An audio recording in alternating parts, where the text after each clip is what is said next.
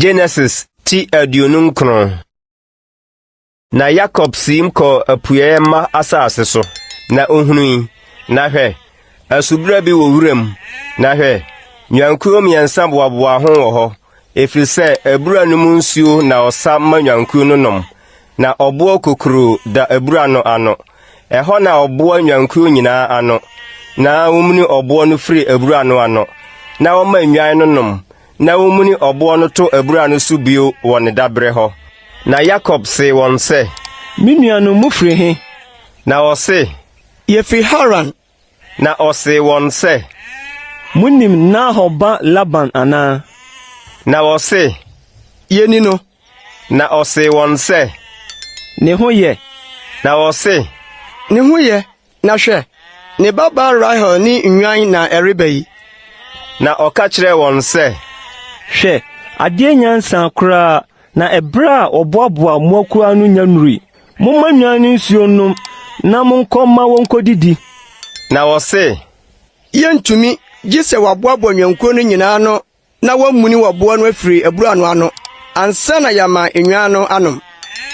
Na one wonda sore kasa no Rahel ne na genwan no bai efiri se oye odwanhwefo.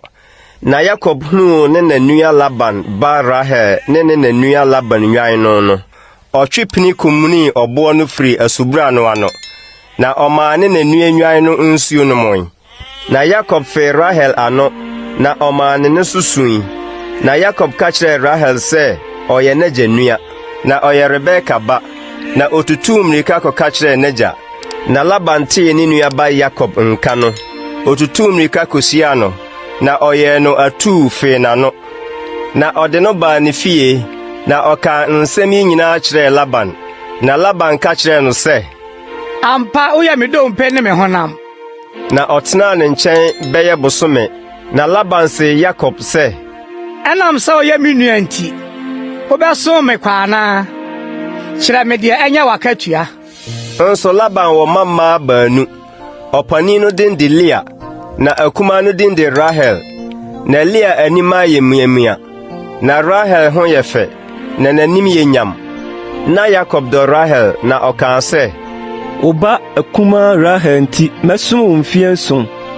Na Laban se Esa me de no be ma wo sense me de no be ma oni ba fufuro bie tena me nkyai. Na Rahel nti Jacob sum mfienson na do a odo no nti eye na nisu se nnamfuemfua bi.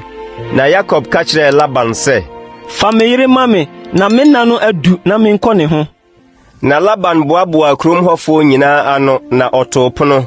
Na anwumre ode ne ba Leah bre no na okɔ ne ho.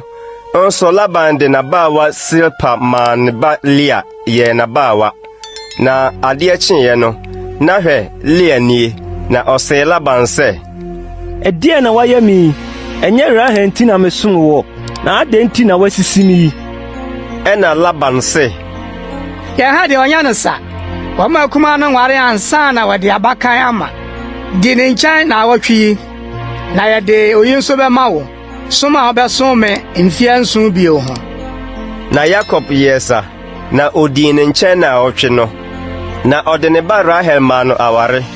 Na Laban de na bawa Bilha ma ne ba Rahel ye na bawa na ɔkɔ Rahel ho nso na ɔdɔ Rahel sene Leah na ɔsom no mfiansu bio.